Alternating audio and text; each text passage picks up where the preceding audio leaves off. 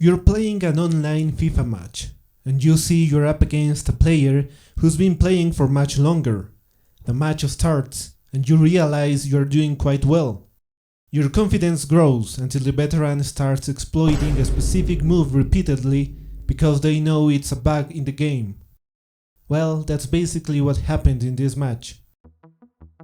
Ruben Amorim's Manchester United began the match with the following lineup: Onana in goal, a back three consisting of De Ligt, Maguire and Mazraoui, Dalot and Malacia playing as wingbacks. The midfield was formed by Ugarte and Bruno Fernandes, with Mount and Garnacho positioned ahead of them. To round off the starting 11, Højlund played as the central striker. During the opening minutes, Arsenal tried to dominate possession and applied an effective high press, but United remained calm, countering Arsenal's pressure and gradually taking control of the ball. By the 15th minute, United had managed to establish some control of the match. They weren't overly aggressive, avoiding risky passes, which was a smart strategy given Arsenal's danger when in control. By denying them the ball, Arsenal fell into United's game plan.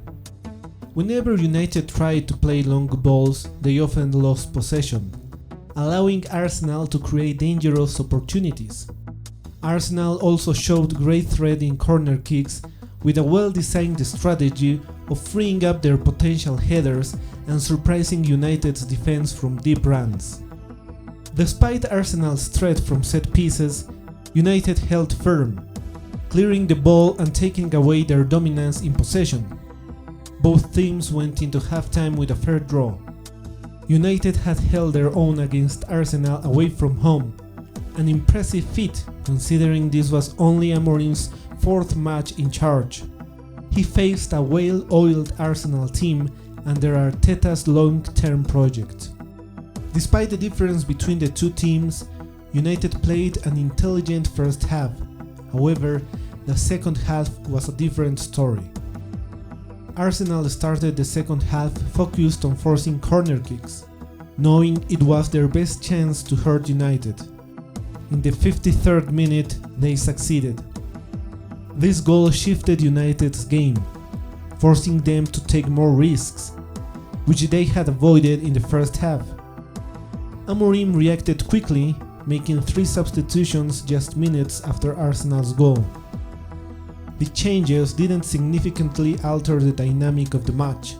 Both Rashford and Xerxes struggled after coming on, while Yoro made a decent impact despite the negative result. Here we should make a brief note. Amorim is still getting to know his players, which explains the number of substitutions. It's crucial to see how players react in different situations to make better decisions in the future. Understanding a player's psychological profile is something that was overlooked under the previous manager, but seems vital to Amorim.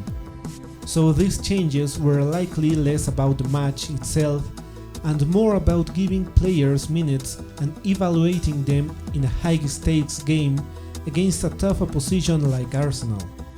Amorim had warned before the match that tough times would come for the team and that everyone, fans and players alike, needed to be prepared for it. Back to the match, Arsenal's second goal, of course, came from another corner kick that Rashford quite literally gifted them. United finished the match looking disjointed, unable to replicate their first half strengths. The difference between a newly started project and a years-long process were evident, with Arsenal even resorting to exploiting a back move when they couldn't compete in open play. The goals from corners highlight that Amorim hasn't yet had enough time with the players to develop a strategy to counter these almost cowardly plays from Arsenal. As he gets to know the squad better, I'm confident he and his staff will craft solutions to neutralize such tactics from opponents. The loss is frustrating because we saw glimpses of what United can achieve with its current resources, but opponents may rely on cowardly tactics like today. While they are within their right to do so, it's still infuriating. Despite the defeat, there are positives for Amorim's United. The work behind the scenes is evident, the quality of the new coaching staff shines through, and above all, the team has a clear idea of play. While it may waver at times, it's there, and that's significant, especially considering it was something completely absent under Ten Hag. That's it for today's video. If you enjoyed this mix of ranting and commentary about the match, please subscribe, like the video and share your thoughts on the game in the comments. See you in the next one.